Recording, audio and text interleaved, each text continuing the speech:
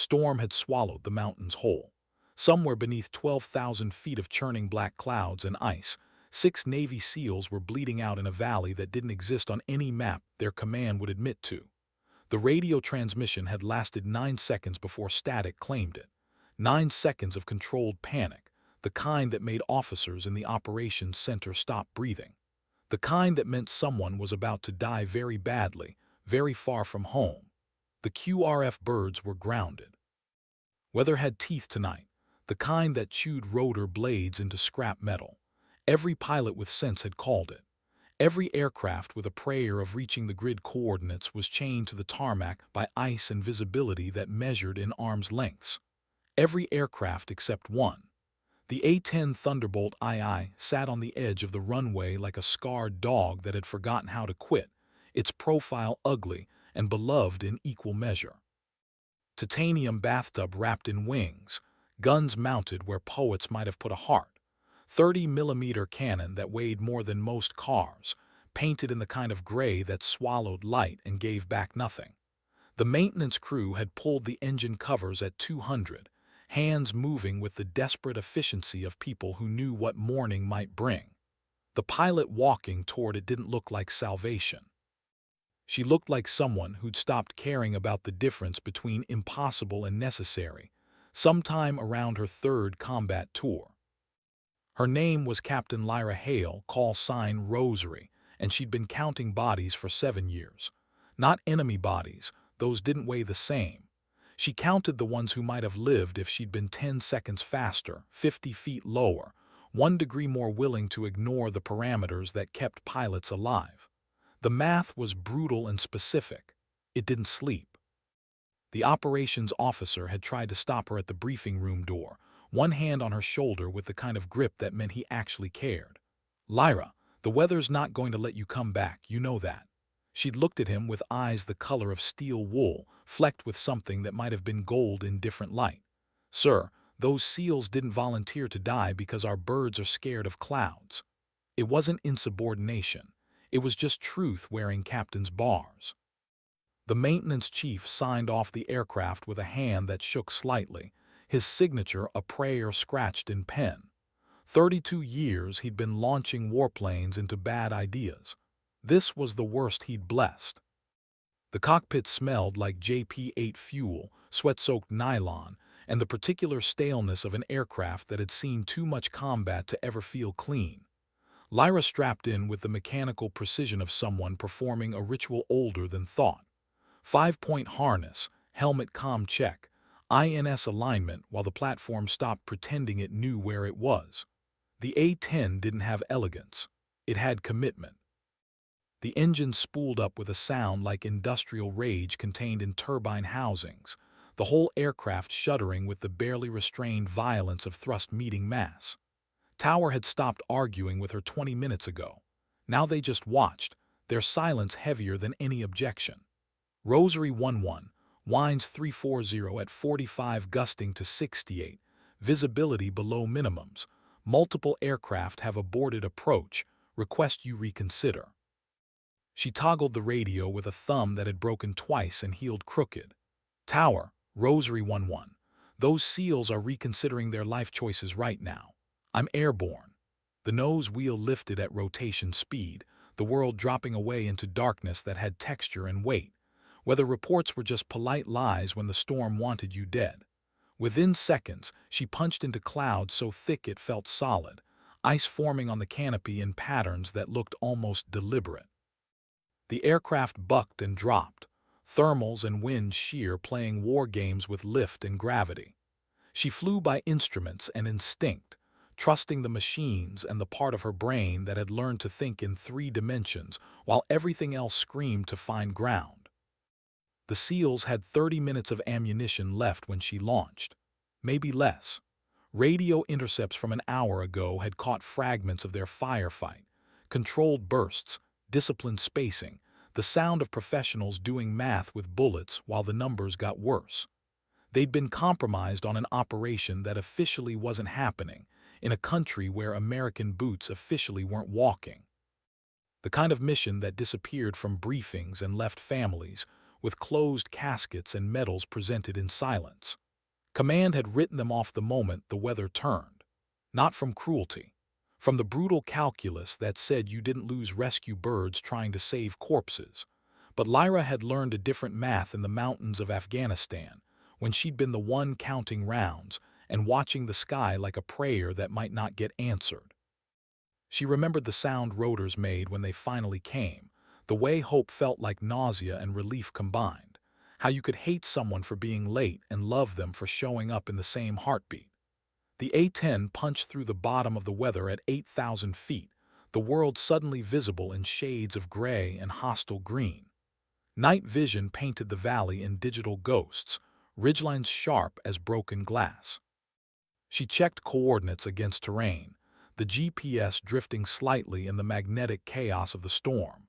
The seals were 3 miles northeast, elevation 4,200 feet, somewhere in a canyon complex that funneled wind like a weapon. Outlaw 26, Rosary 11 on station for close air support. Her voice was flat, professional, the kind of calm that came from knowing panic was contagious and fear was unprofessional. The radio hissed static for 3 seconds that felt geological. Then a voice came back, rough with exhaustion and something that sounded like disbelief. Rosary, Outlaw, Jesus Christ, you actually flew in this. It was the team leader, call sign Matchstick, a senior chief who'd been running operations when most pilots were still failing algebra. She'd worked with him twice before, once in Syria, once in some valley that might have been Yemen or might have been somewhere maps didn't acknowledge. He was competent, careful, and currently very close to dead. Outlaw, confirm your position, nature of contact, and mark friendlies. She was already descending, though dropping into the valley like a stone with intent, airspeed building as she traded altitude for energy. The canyon walls rose on both sides, close enough that she could see individual trees, close enough that turning would require faith and physics in equal measure. We're pinned in a compound north side of the valley, taking fire from elevated positions east and west, approximately 40 combatants. They've got PKMs and what sounds like an SPG-9. We're down to mags and prayers. Lyra's eyes tracked across the terrain, building a tactical picture from shadows and geometry. The compound was visible now, mud walls and flat roofs, typical of the region, defensible if you had ammunition and time. The SEALs had neither. Muzzle flashes sparked from the ridgelines, disciplined fire from fighters who knew their business. This wasn't militia. This was someone's trained force, well-positioned and patient, content to let gravity and ammunition do the work. Outlaw, Rosary is visual, commencing target assessment. Can you mark with IR? Negative, we lost our laser 5 minutes ago. You'll have to do this naked. No laser designation meant no precision munitions. It meant eyes and experience and the willingness to put 30mm cannon rounds within meters of friendly forces while flying at 400 knots through a valley that wanted to kill her. It meant being good enough that margin of error was measured in fractions of seconds and inches of stick movement. It meant being Rosary. She rolled inverted, pulling the nose through the horizon until the compound centered in her canopy, then rolled upright into a dive that felt like falling with purpose. The targeting pipper drifted across the eastern ridgeline, her hand making corrections so small they were almost thought rather than movement. The GAU-8 Avenger spoke with a sound that redefined violence. 70 rounds per second, each one the size of a milk bottle, depleted uranium penetrators moving at 3,000 feet per second. The cannon's recoil actually slowed the aircraft, 12,000 pounds of thrust fighting the gun's fury. The eastern ridgeline came apart in geysers of stone and fire, the impact pattern walking across fighting positions with surgical precision. She pulled hard, the G-forces crushing her into the seat, flight suit pressing against ribs that had been bruised so many times they remembered being broken. The western ridgeline lit up as fighters tried to track her, tracers arcing through the night in patterns that looked beautiful until you remembered they were trying to kill you. Good hits, Rosary, good hits. They're pulling back east. Matchstick's voice carried the kind of controlled excitement that meant professionals watching other professionals work. She came around for another pass, throttles forward, the A-10 accelerating through airspeed that most planes would call reckless. The western position needed attention, fighters repositioning for better angles on the compound. She could see them moving, small figures made smaller by perspective, each one a calculus problem in ethics and necessity. The second gun run walked fire through their position like the hand of something vengeful and precise. She didn't think about the people dying under her cannon. Couldn't afford to. They'd chosen their side when they decided to kill Americans in a valley that officially didn't exist. She'd chosen hers when she pinned on wings and swore an oath that didn't have an expiration date. The A-10 absorbed ground fire like it was designed for, because it was. Rounds sparked off the titanium tub surrounding her, the aircraft shuddering but flying, systems redundant to the point of absurdity. She'd once landed with half a wing missing and one engine dead. The A-10 didn't know how to quit any more than she did. Rosary, outlaw, contact northeast, technicals moving in, looks like reinforcements. She checked fuel. 20 minutes before she had to start thinking about the long flight home. 20 minutes to kill enough people that 6 Americans might live. The mathematics were simple, even if they'd haunt her later. The technicals were Toyota Hiluxes because of course they were, mounted with heavy weapons and carrying fighters who thought they'd found easy prey. They were wrong. Lyra rolled in, altitude low enough now that she could see faces, weapons swinging to track her. The Mavericks left the rails with solid thumps, rocket motors igniting downrange. 2 missiles, 2 technicals, 2 fireballs that painted the valley in orange light for 3 seconds before darkness reclaimed everything. Physics was elegant when you understood it. The third technical tried to run, driver realizing too late that metal and speed meant nothing against a pilot who'd learned to kill in mountains just like these. The cannon found it on the valley floor, 30mm rounds reducing steel and flesh to components that no longer resembled either. Silence fell across the valley, the kind that felt temporary and suspicious. Lyra circled at 3,000 feet, eyes scanning for movement, waiting for the next threat to show itself. War was patient. It would wait for you to relax before it killed you. Rosary, outlaw, valley is cold. We're moving to extraction point Lima, grid 642389. QRF birds inbound, ETA 12 minutes. 12 minutes. She could hold the valley for 12 minutes. Could probably hold it for 12 hours if the ammunition lasted and the weather didn't kill her first. The A-10 orbited, a guardian angel made of titanium and violence, while below her 6 men moved through darkness toward a landing zone that might save their lives. The extraction birds came in low, black hawks with door gunners who looked ready to start their own war if necessary. Lyra stayed high, watching the ridgelines, daring the valley to try something. It didn't. Sometimes the threat of violence was enough. Sometimes survival was just about convincing the universe you were too mean to die easily. The helicopters lifted off, heavy with passengers who'd earned their ride home. Matchstick came across the radio one last time, voice carrying something that sounded like gratitude mixed with exhaustion. Rosary, outlaw is clear. Thank you doesn't cover it, but it's what we've got. She didn't respond immediately, watching the Black Hawks disappear into the weather, their navigation lights swallowed by clouds within seconds. Then she keyed the mic, voice still flat, still professional. Outlaw just doing the job. Stay safe. The flight home took 90 minutes of weather that had gotten worse, if that was possible. Ice built up on every surface, getting heavier and meaner, handling like a truck with bad steering. She fought it the whole way, small corrections that added up to staying alive, threading through canyons and storms with the kind of focus that left no room for thinking. She landed at 5:12, the sky beginning to show gray in the east, storm finally exhausting itself. The maintenance crew met her on the taxiway, their faces showing relief in something else, respect maybe or fear at what she'd risked.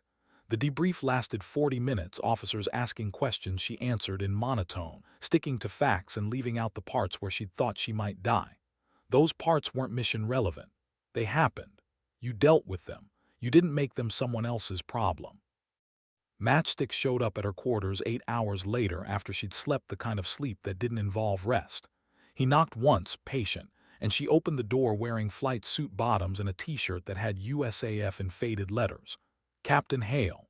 He was formal, shoulders back. A senior chief addressing an officer even though they both knew rank was complicated in the spaces where people actually fought. Senior chief. I wanted to say it in person. What you did last night, that was. He stopped, looking for words that actually carried the weight. That was real. She nodded, uncomfortable with gratitude, never sure what to do with acknowledgement that made what she did seem special rather than necessary. Your team would have done the same. Ma'am, with respect, nobody else even tried. They grounded every bird with a brain. You flew into that storm because we needed you to. That means something. It meant she'd counted 6 bodies she could save instead of 6 she'd lose. It meant the math had worked out this time. It didn't always. She'd carry the times it hadn't for the rest of her life, which hopefully wouldn't be too long because memory was a burden that compounded. I'm glad you made it out, Senior Chief. That's enough. He studied her for a moment, seeing something that made him nod slowly, the way people do when they recognize their own damage reflected somewhere else. Rosary, the call sign, I looked it up. You got it after Afghanistan, after you flew 16 straight CAS missions during the withdrawal. A-10. The correction was automatic. Details mattered, especially when you were counting. 18 missions.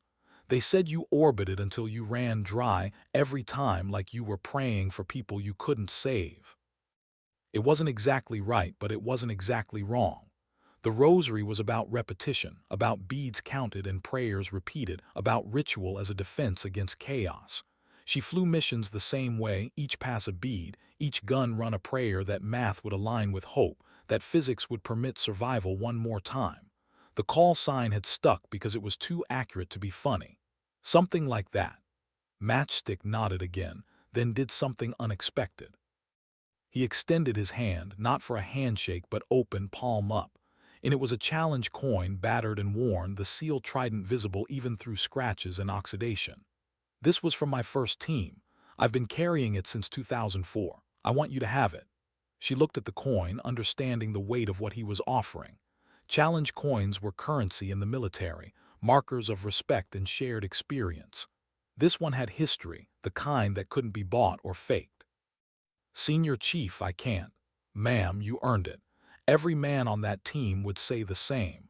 You flew through hell because we needed someone crazy enough to care. That's worth more than gold.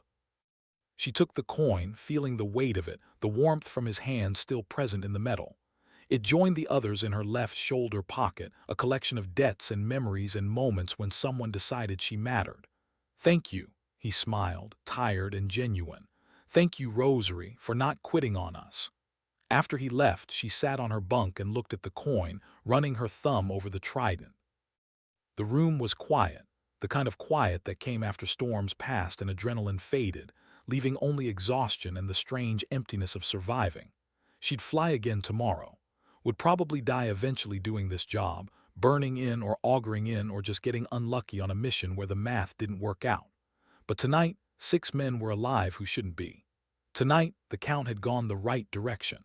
She placed the coin with the others, a collection that told a story she'd never speak aloud. Then she lay back, staring at the ceiling, and tried not to think about the next time someone would need her to be crazy enough to care. Outside, the storm had passed, the sky was clearing, and somewhere in the darkness another mission was already being planned, another valley waiting, another group of people who would need someone willing to fly through hell because they'd forgotten how to quit. Her name was Captain Lyra Hale, call sign Rosary, and she was very good at counting. The operations center had a different energy 3 days later. Word had spread the way it always did, through maintenance crews and radio chatter, through debriefs that weren't supposed to be shared but somehow leaked anyway. The mission that hadn't officially happened suddenly had a following, people asking questions about the pilot who'd ignored physics and sense to pull 6 bodies from a valley that should have been their tomb. Lyra felt the attention like static electricity, present and uncomfortable, making her skin prickle. She'd been decorated before, had a ribbon rack that told stories she didn't like remembering. Attention was different from acknowledgement. Attention was scrutiny, was expectation, was pressure to be something other than someone who just did their job until they couldn't anymore. She avoided the main briefing room, took her meals at odd hours, flew training missions when the schedule said she should be resting. Staying busy was easier than dealing with the looks, the nods, the way conversations stopped when she walked past.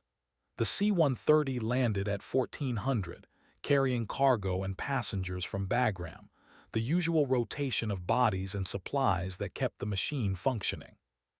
Among the passengers were 3 men in civilian clothes that weren't quite civilian enough, shoulders too straight, eyes too aware, the kind of quiet competence that said they were someone's operators pretending to be no one important. They found her in the maintenance hangar, watching her crew chief replace a hydraulic actuator that had started leaking mid-flight yesterday. She knew they were there before they spoke, could feel the attention shift, the way space adjusted when people with purpose arrived. Captain Hale, the one who spoke, was maybe 40, weathered in the way that came from years spent in places that weren't good for human survival. His voice carried an accent that was hard to place, edges worn smooth by time and deliberate obscurity. She turned, wiping hydraulic fluid from her hands with a rag that was already too filthy to help. "That's me." He studied her for a moment, expression neutral, then extended his hand. "I'm Reed, that's Cooper and Vance. We're with the activity. ISA, Intelligence Support Activity. The unit that didn't officially exist, that did the jobs even special forces found too delicate or too illegal. They answered to people who didn't have names and ran operations in countries where American involvement was strenuously denied."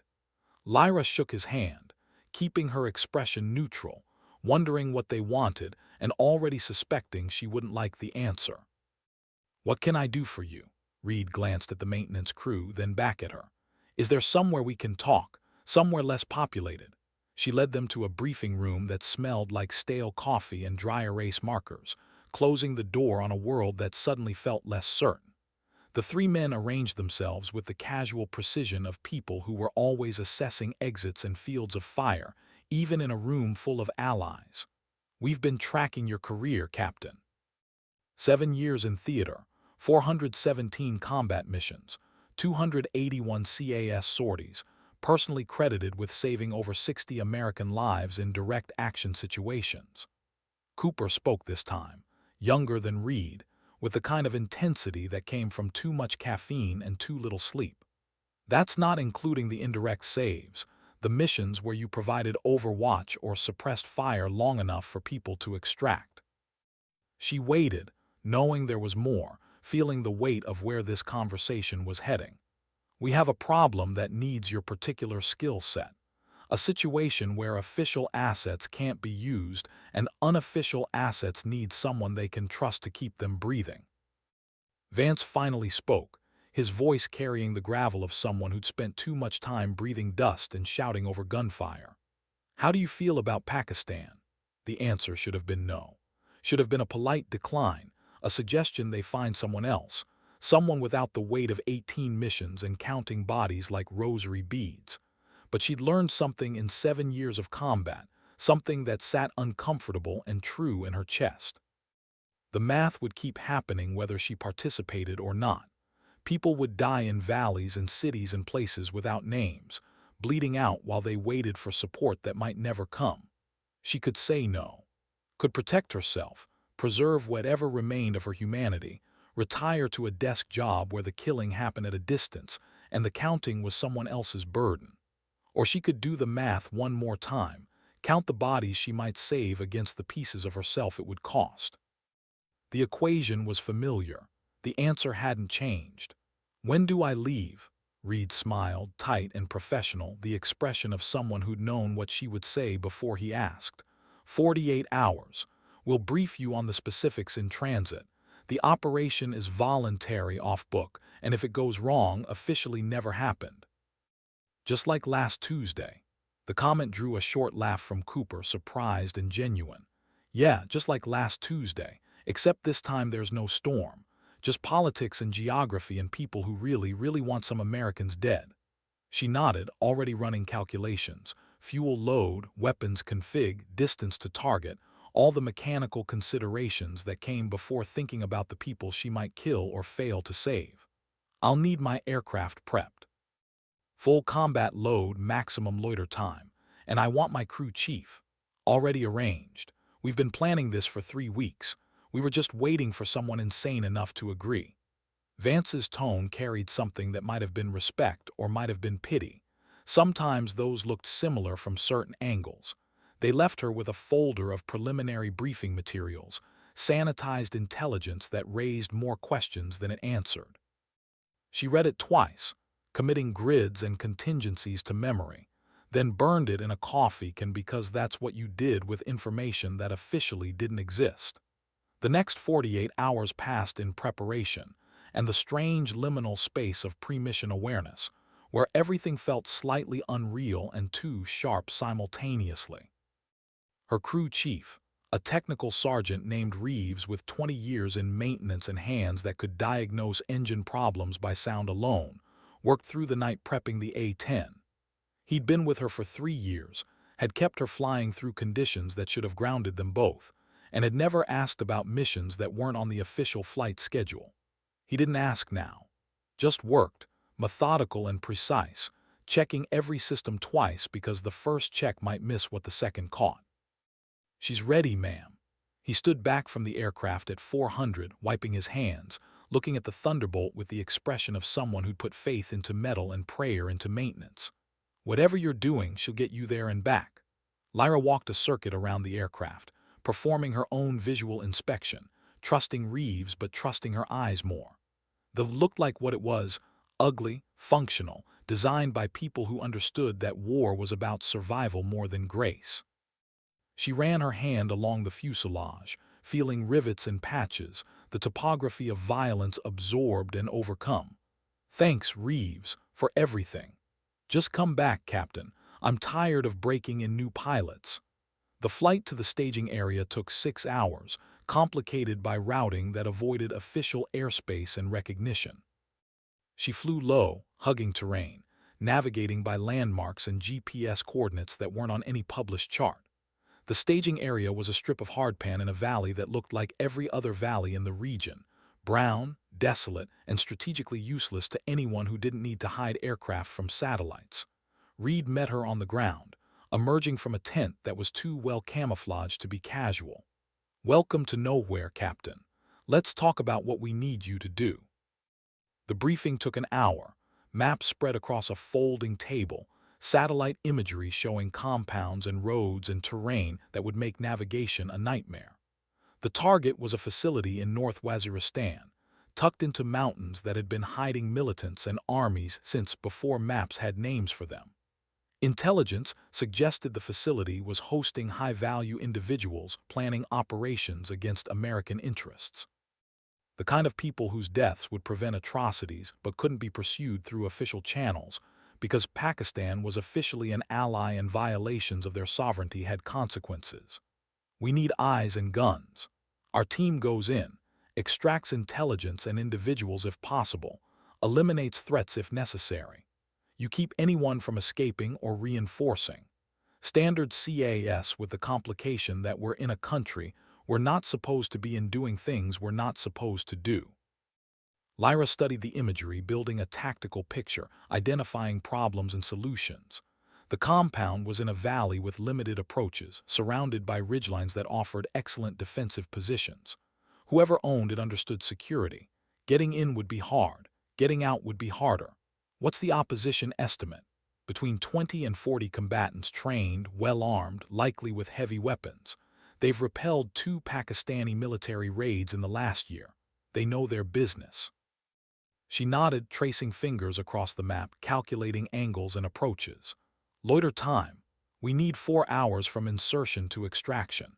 Can you stay overhead that long?" 4 hours was at the edge of what the A-10 could manage, even with external tanks. It meant fuel discipline, meant choosing when to engage and when to conserve, meant potentially having to leave before the mission completed if the math went wrong. "I can do 4 hours. But if it goes past that, I'll have to RTB or find a tanker, and I'm guessing tankers aren't part of this plan." Reed smiled grimly. "You're guessing correctly. 4 hours is what we've got. Make it count. The mission launched at 200 local time, darkness absolute, moon hidden by clouds that weren't thick enough to ground her but were thick enough to make visibility a suggestion. The team went in by fast insertion on the valley floor, 3 miles from the compound. Lyra orbited at 15,000 feet, high enough to avoid casual ground fire, close enough to respond when the situation developed. And it would develop. These missions always did. The first 20 minutes were silence, her aircraft tracing lazy circles, systems humming, her eyes scanning instruments and the darkness beyond the canopy. Night vision turned the world green and grainy, terrain visible in shades of gray that made depth perception complicated. The radio crackled at minute 23. Rosary, Cadence 1-1, we are compromised, moving to rally point echo heavy contact. Cadence. Reed's call sign. The situation had gone sideways faster than anticipated, which meant intelligence had been wrong or the opposition had gotten lucky. Didn't matter which. What mattered was math was about to happen, and she needed to make sure it added up in favor of Americans. Cadence, rosary copies, descending to orbit paint targets. She rolled the A-10 into a dive that felt like falling, throttles forward, airspeed building as altitude traded for energy. The compound was suddenly visible, muzzle flashes sparking from multiple positions, tracers arcing through darkness in patterns that showed discipline and training. The team was moving through broken ground east of the compound, 6 figures visible on thermals, returning fire while they displaced. The opposition was flanking, trying to cut off their escape route, fighters moving with the confidence of people who knew the terrain and had numbers. Cadence, Rosary is visual, confirm friendlies marked. Rosary, friendlies have IR strobes, anything else is hostile. The strobes showed on her display, 6 points of infrared light pulsing in rhythm, a beacon that said don't kill us. Everything else in the valley was enemy. She selected the gun, checked altitude and airspeed, and rolled in on a firing pass that would put 30mm rounds between the team and their pursuit. The cannon spoke. The sound inside the cockpit less roar and more deep vibration, recoil fighting thrust, the aircraft shuddering with the violence it was projecting downrange.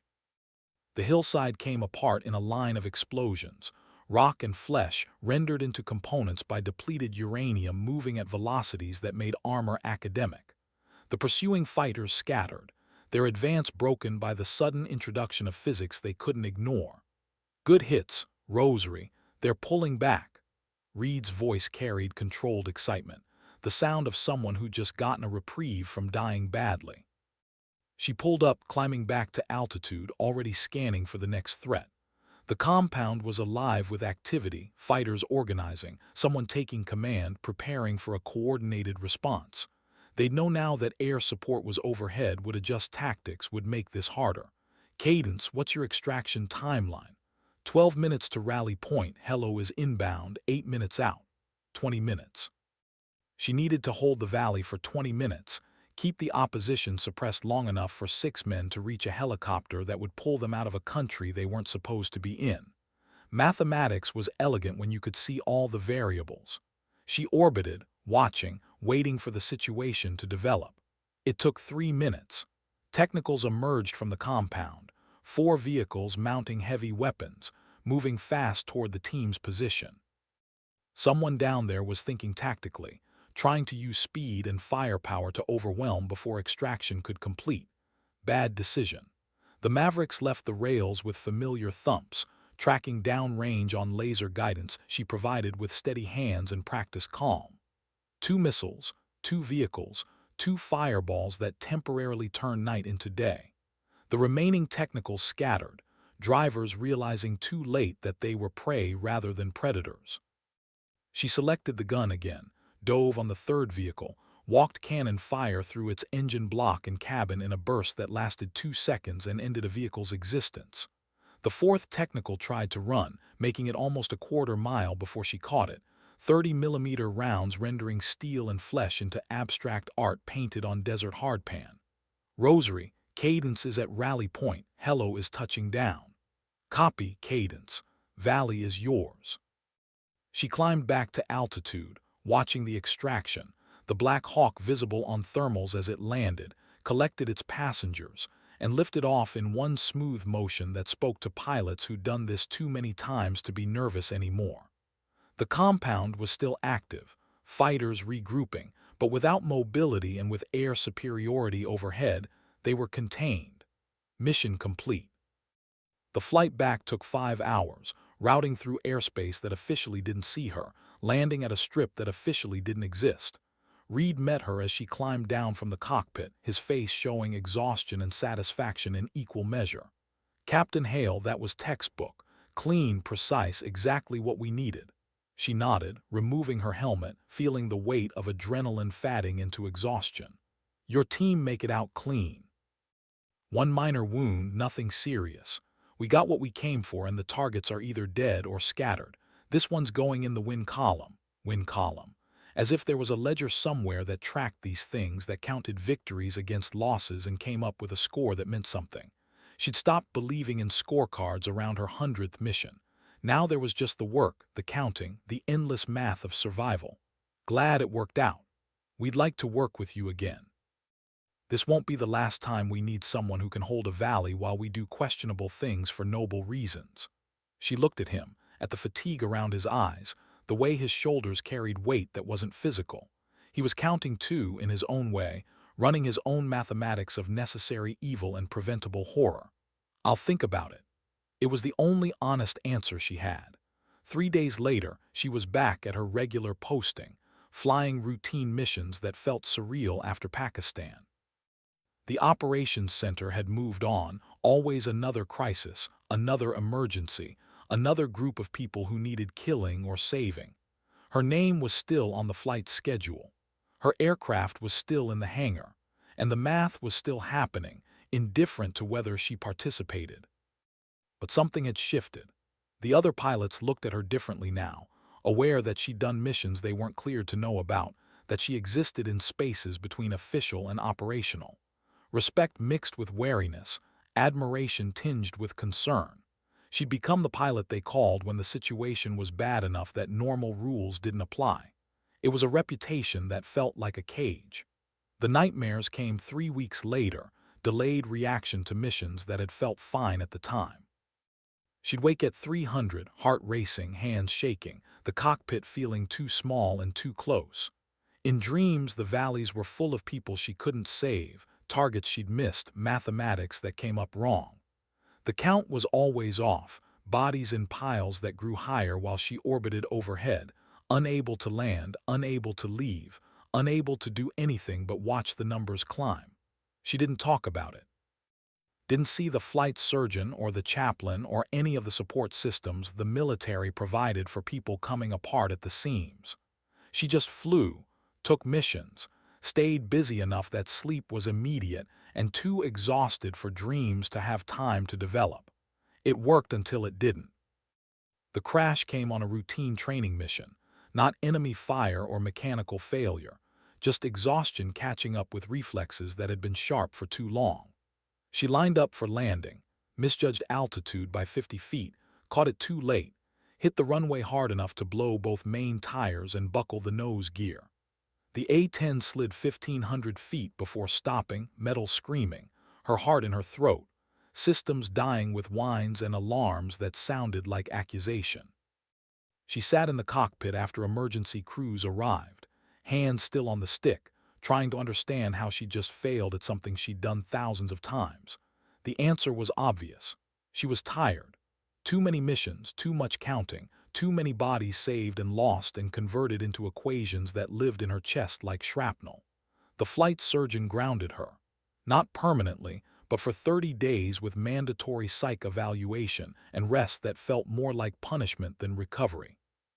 She hated every second of it, hated the quiet, hated the mandatory counseling sessions where she was supposed to talk about feelings instead of fuel loads and targeting solutions. But something happened in the stillness. She started remembering why she'd become a pilot in the first place, before the wars and the counting and the mathematics of survival. She'd loved flying, loved the freedom of it, the way the world made sense from altitude, problems simplified into vectors and velocity. Somewhere in 7 years of combat, she'd forgotten that flying could be anything other than a delivery system for violence or salvation. The therapist was a major with kind eyes, and the patience of someone who'd heard worse stories than whatever Lyra was carrying. She didn't push, just sat with the silence, let Lyra find her own way to words that had been buried under missions and duty. "I count them," Lyra said finally, 3 weeks into forced rest, staring at a wall that had nothing interesting on it. "The ones I save, the ones I lose. I keep a running tally like it means something, like if I save enough people, it'll balance out the ones I couldn't reach." "Does it balance?" "No, it never balances. But I keep counting anyway because if I stop, what's the point?" The Major considered this, then asked the question Lyra had been avoiding. "What happens when you run out of numbers? When you've counted so much that there's nothing left of you to count with?" That was the question, wasn't it? The one she'd been running from through 18 missions in Pakistan and every valley she'd held against odds that shouldn't have worked out. "I don't know," Lyra admitted. "I'm scared to find out." The 30 days ended with a clean bill of health, a note in her file about operational stress, and a return to flight status that felt like being let out of prison and sentenced to execution simultaneously. She wanted to fly, feared what would happen when she did. The first mission back was a simple training sortie, pattern work and practice approaches, nothing that should have caused anxiety.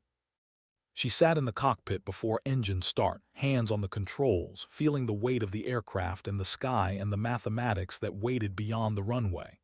Reeves appeared beside the aircraft, his face showing concern he didn't voice. "Good to have you back, Captain," she nodded, not trusting her voice. He hesitated, then said something that made the weight shift slightly. "Ma'am, you don't have to be perfect. You just have to fly. The aircraft will do the rest." It was simple advice, probably something he said to every pilot, but it landed differently in that moment. She'd been trying to be perfect, trying to save everyone, trying to make the math work out in a universe that didn't care about equations. Maybe it was enough to just fly, to do the mission, to accept that she was one pilot in one aircraft doing what she could with what she had. She completed the engine start checklist, felt the turbines spool up, the familiar vibration of power waiting to be applied.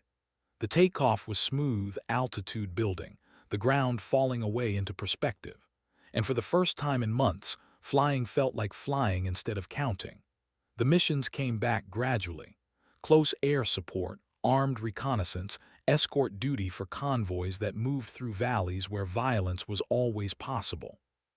She flew them competently, professionally, without the desperate edge that had characterized her work before the crash. She still counted, couldn't help that. But the counting felt different now, less like penance and more like accounting, a record of work done rather than a judgment of worth. The call came 6 months later, Reed's voice on a secure line, carefully neutral. "Captain Hale, we have another situation, similar parameters to last time. Are you available?" She'd known this call would come eventually. Had rehearsed the answer in her head, prepared speeches about limits and sustainability and the importance of not burning out completely. What came out was simpler. "What's the timeline?" Because in the end, she was still Rosary, still the pilot who counted bodies and flew through storms and did the math even when it hurt. Some things didn't change just because you understood them better. The mission was Afghanistan this time, a valley in Kunar province, where a reconnaissance team had stumbled into something bigger than intelligence had predicted. They were pinned, ammunition low, extraction complicated by terrain and weather that made helicopter approach suicide. Standard desperation, the kind that needed someone willing to do difficult things with precision and calm. She flew the mission at night, threading through mountains that tried to kill her, putting cannon fire within meters of friendlies because that's what the situation required. The team made it out. All of them. She flew home through dawn that painted the mountains in colors that almost made them beautiful. The handling like the tired warhorse it was, systems functioning, fuel sufficient, another mission in the win column if you believed in such things. Reed sent a case of bourbon and a note that read, "Thank you for continuing to be crazy." She shared the bourbon with her squadron, pilots and crew chiefs drinking to missions they couldn't discuss and victories that officially didn't happen. They didn't ask for details. Didn't need to. The fact that she'd come back was answer enough. Captain Lyra Hale, call sign Rosary, flew combat missions for another 3 years. Counted bodies, saved who she could, lost who she couldn't, and made peace with the mathematics as much as anyone ever does. She never stopped being afraid, never stopped questioning whether the next mission would be the one where the numbers finally went wrong. But she kept flying, kept answering calls from people like Reed, kept being the pilot they contacted when someone needed saving badly enough that normal rules didn't apply. Because some people are built for the counting, for the hard mathematics of life and death, for the weight of decisions made at 400 knots with lives in the balance. She was good at it. Better than most. And in a world that needed people willing to fly through storms, that competence mattered more than comfort. Her name was Captain Lyra Hale, call sign Rosary, and she was very, very good at the math. The war didn't end because wars rarely do. They just transform, shifting from one valley to another, finding new ways to require violence and sacrifice and people willing to count bodies while the world pretended to care.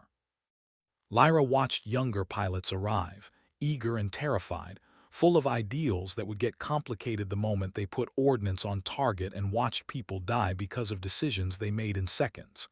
She tried to prepare them, shared what she could about the counting, about the weight, about the importance of staying good at the job even when the job tried to destroy you. Some listened, some didn't. All of them learned eventually. The medal ceremony happened on a Tuesday, unexpected and uncomfortable, officers reading citations for missions that were still classified, describing heroism in sanitized language that stripped away the terror and exhaustion and mathematics. Lyra stood at attention, while a general pinned a distinguished flying cross to her chest, adding weight that was supposed to represent honor but felt more like documentation. A record that someone had noticed the counting, had tallied her ledger and decided it balanced positively. She gave the required speech, thanked the required people, said appropriate words about duty and service, and the honor of wearing the uniform. What she didn't say was that medals were poor compensation for nightmares, that recognition couldn't undo the missions where the math went wrong, that every award felt like acknowledgement that she'd survived situations where others hadn't. After the ceremony, Matchstick found her again, older now, grayer, but still carrying himself with the alert readiness of someone who'd never fully left combat. "Captain, heard you've been busy." "Same as always, Senior Chief, counting." He smiled, understanding in a way that civilians never could. "My son joined the Navy, starts Bud S next month. I told him if he ever gets in trouble, there's a pilot named Rosary who'll fly through hell to pull him out." The statement carried weight, an acknowledgement that her counting had consequences beyond immediate missions, that survival created ripples in time and family and futures that might never have existed otherwise. "Let's hope he never needs me." "Let's hope. But it's good knowing you'll be there if he does." They talked for 20 minutes about nothing important, war stories sanitized for peacetime telling, the comfortable communication of people who'd seen each other at their worst and knew the weight they carried. When he left, Lyra felt something shift slightly. The counting had always felt like burden, like math done in isolation, equations that balanced or didn't based on her competence and luck. But Matchstick's son represented something else. A future that existed because 6 SEALs had survived a valley in a storm, had gone home, had continued living and creating and building lives that rippled outward. The math was bigger than she'd calculated, more complex, more meaningful, harder to quantify. She couldn't count all the ways a saved life propagated through time, touching people and moments and futures she'd never see. The mathematics were beyond her, extending into variables she couldn't measure or control. It should have been terrifying, the impossibility of tracking outcomes, of knowing whether her counting actually mattered in the grand ledger of existence. Instead, it was almost liberating. Maybe the point wasn't to balance the equation. Maybe it was just to do the work, fly the missions, save who you could, and accept that the math would extend beyond your ability to calculate. The promotion to major came with a desk job, a transition to staff work that was supposed to represent advancement and opportunity. Lyra accepted it with mixed feelings, knowing her flying days were numbered, that eventually age and regulations would ground her permanently, converting her from participant to administrator. But she flew when she could, maintaining currency, staying sharp, ensuring that if someone needed her to be Rosary one more time, she'd be ready. The wars shifted, theaters changing, enemies adapting, the fundamental mathematics remaining constant. People needed saving. People needed killing. The difference between the two often came down to perspective and timing, and which side of a valley you occupied. Lyra did her staff work competently, processed mission requests, allocated assets, made decisions that affected pilots she'd never meet, flying missions she'd never monitor. The counting continued, just at greater distance, more abstract, harder to track. She wondered sometimes if this was how generals felt, moving units across maps, making decisions that resulted in deaths and survivals they'd never personally witness. The mathematics scaled up, became strategic rather than tactical, but the weight remained. Bodies were still bodies, even when counted in abstractions. The letter arrived on a Thursday, forwarded through official channels, handwritten on paper that had been folded and unfolded many times. Major Hale, you don't know me. My name is Marcus Webb. I'm the son of Senior Chief James Webb, call sign Matchstick.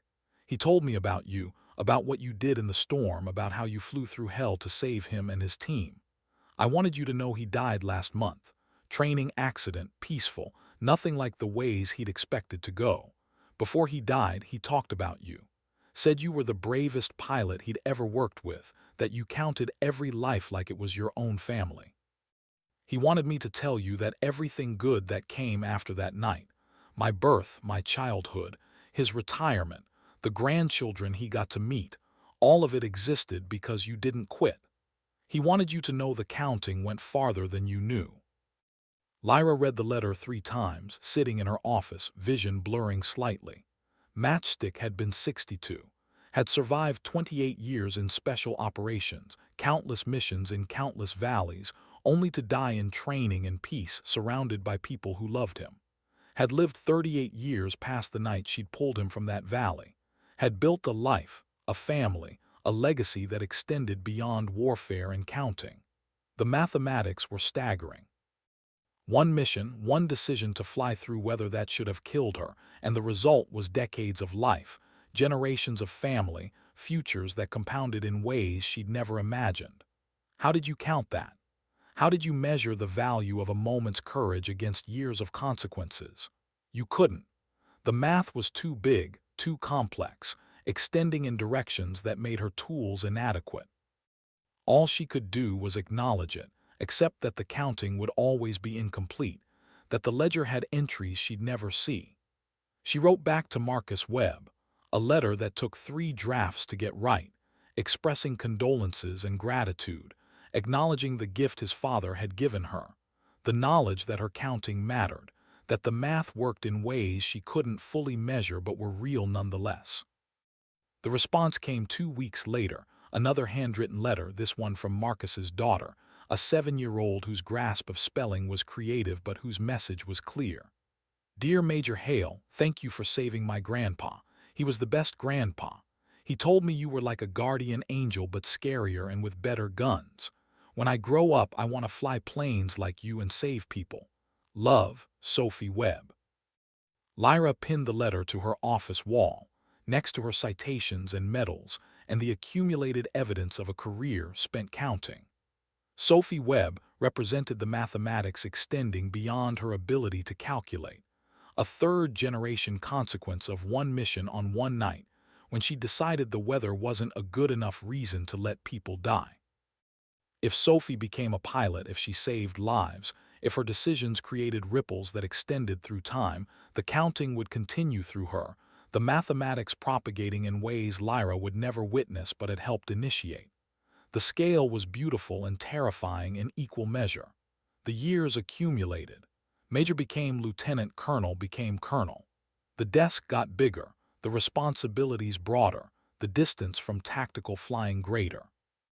Lyra did her job competently, guided younger officers, made decisions that affected operations across theaters and continents. But she kept flying when regulations permitted, maintaining currency in the A-10, staying sharp because some part of her would always be Rosary, would always be the pilot who counted bodies and flew through storms. The final combat mission came unexpectedly. A situation in Syria where a Joint Special Operations Command team needed urgent support, and every available aircraft was committed elsewhere. At 52 years old, Colonel Lyra Hale strapped into an A-10, felt the familiar weight of harness and helmet, and flew one more time into a valley where Americans were counting rounds and hopping the math worked out. She was slower than she'd been at 30, reflexes fractionally delayed, but competence had layers beyond speed. She knew the job, understood the counting, had done the math so many times that it was instinctive. The mission went as these missions did, chaotic, precise, mathematical. She put ordnance on target, kept the team breathing long enough for extraction, flew home through dawn that reminded her why she'd started counting in the first place. Because someone had to. Because the math mattered, even when it hurt. The team sent her a bottle of whiskey and a note that said, "Thanks for still being crazy after all these years." She drank it alone in her quarters, toasting ghosts and mathematics and the strange career she'd built from counting. Retirement came with full honors, a ceremony with speeches and awards and acknowledgement that carefully avoided mentioning the missions that had mattered most. Lyra stood at attention one final time, accepted a flag and handshakes and gratitude that felt genuine if incomplete. What they thanked her for was service. What she'd actually given was pieces of herself, scattered across valleys and years, converted into mathematics that had somehow balanced despite impossible odds. The mathematics continued without her. Wars still needed fighting, valleys still needed holding, people still needed pilots willing to count bodies and make decisions at 400 knots with lives in the balance. Younger pilots would take her place, would learn their own counting, would carry weight that felt unique even though it was ancient and eternal. She hoped they'd be good at the math. The house she bought was in Colorado, mountains visible from the porch, sky big enough to matter. She spent mornings watching clouds develop, afternoons reading books that had nothing to do with warfare, evenings sitting quietly while the world turned, and the counting slowly, gradually, began to feel less urgent. The nightmares persisted but evolved, becoming less frequent, less visceral, transforming into memories that had edges smoothed by time and distance. She started writing, documenting missions that were finally declassified, telling stories about the counting in language that tried to capture the weight without drowning in it. The work was therapeutic and painful in equal measure, forcing her to confront mathematics she'd been too busy surviving to fully process. The letters arrived steadily. From pilots she'd mentored, from crews she'd worked with, from people whose lives had intersected with hers in valleys and operations and moments where the counting had mattered. Each one was a data point, evidence that the mathematics extended farther than she'd calculated, that the ripples continued even after she'd stopped creating them. Marcus Webb wrote annually, updates about his family, stories about Sophie, who had indeed joined the Air Force and was currently training to fly F-16s. The counting continued through her, the mathematics propagating, the work extending through generations that would never know the original equation. One letter stood out, arriving 5 years into retirement, handwritten by someone with shaky penmanship that suggested age or injury. "Colonel Hale, you don't know me. My name is David Chen. I was part of a convoy you protected in Afghanistan in 2017. An IED hit our lead vehicle. You stayed overhead for 6 hours while we extracted casualties and fought off an ambush. Your presence is the reason 14 of us made it home. I became a teacher after I got out. I've been teaching for 8 years now, mostly in underprivileged communities, trying to give kids the chances I had. I've taught over 400 students. Some of them are going to college now, becoming doctors and engineers and teachers themselves. All of that exists because you stayed overhead in that valley, because you counted us as worth saving. I wanted you to know the mathematics go farther than anyone can measure." She read the letter multiple times, doing calculations that were impossible and necessary. 14 soldiers saved, David Chen becoming a teacher, 400 students given opportunities. Those students creating their own ripples, having families, building careers, affecting lives in ways that would propagate through time indefinitely. The mathematics were infinite, incalculable, beautiful in their impossibility. She'd spent her career trying to count, trying to maintain a ledger that balanced, trying to quantify the value of her work in numbers that made sense. But the real mathematics were beyond her, extending through time and causality in patterns she couldn't track or control. All she'd done was fly missions, make decisions, count bodies while trying to make the numbers go the right direction. The universe had done the rest. The counting continued, but it felt different now. Less like burden, more like acknowledgement. She'd spent her career as rosary, saying prayers in the form of gun runs and danger-close support. Each mission a bead counted, each life saved a verse in a liturgy that never quite balanced but always mattered. Maybe that was enough. Maybe the point wasn't to reach zero, to balance the ledger perfectly, to count every consequence and measure every ripple. Maybe it was just to do the work, to make decisions in the moment, to fly through storms because someone needed you to, and trust that the mathematics would extend beyond your ability to calculate. Major General Marcus Webb, former SEAL, current Deputy Commander of Joint Special Operations Command, visited her in Colorado 10 years after her retirement. They sat on the porch drinking coffee, watching mountains catch light, while time moved at a pace that felt almost peaceful. "You're a legend, you know, in the community." The pilots talk about Rosary like she was a myth, someone who existed in the space between possible and crazy. Lyra smiled, feeling the weight of legend that didn't quite fit the person she'd been. "I just counted, Marcus, tried to make the math work out. You saved my father, and by doing that you saved me and my daughter and everyone we've touched. The mathematics are beyond calculating." "I'm starting to understand that." They sat in comfortable silence, two people who'd counted bodies in different ways, who'd done mathematics in valleys and operations centers, who'd learned that the ledger never quite balanced but the work mattered anyway.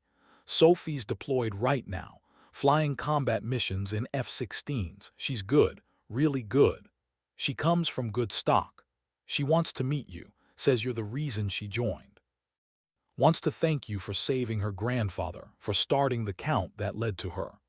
Lyra felt something in her chest, a recognition of mathematics extending through generations, the counting propagating through people she'd never met, creating futures she'd never witness. "I'd like that." Sophie Webb visited 3 months later, a captain with flight hours and confidence, wearing wings that represented a legacy extending back through time to a storm and a valley and a decision to fly when everyone else had quit.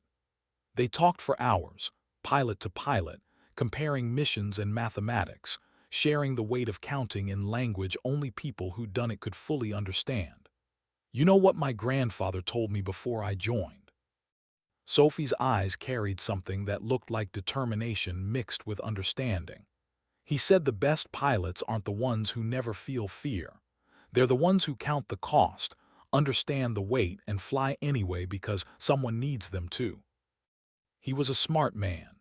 He said he learned that from you, from watching you fly through a storm that should have killed you, staying overhead until the math worked out, counting bodies like each one was your own family. Lyra thought about that night, about the storm and the valley and the decisions made at 400 knots with lives in the balance. It had felt necessary rather than heroic, just math done under pressure with tools that barely worked. That it had become legend felt strange, uncomfortable, a distortion of memory through time and retelling. "I just did my job. That's what all the legends say." Sophie smiled, and in her expression Lyra saw echoes of Matchstick, of the seal who'd given her a coin and acknowledged that her counting mattered. The mathematics were extending through her, the work continuing, the count propagating through generations. Later, after Sophie left, Lyra sat on the porch and thought about the counting. About 7 years of combat missions and bodies saved and lost. About ledgers that never balanced but somehow mattered.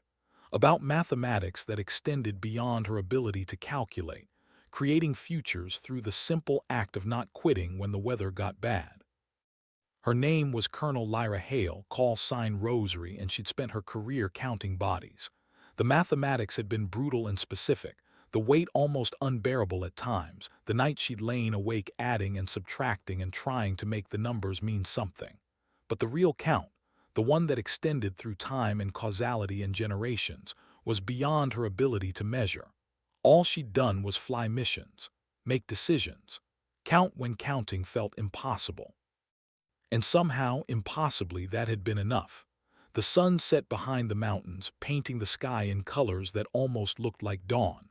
Somewhere, pilots were flying into valleys, counting bodies, doing mathematics that would extend farther than they'd ever know.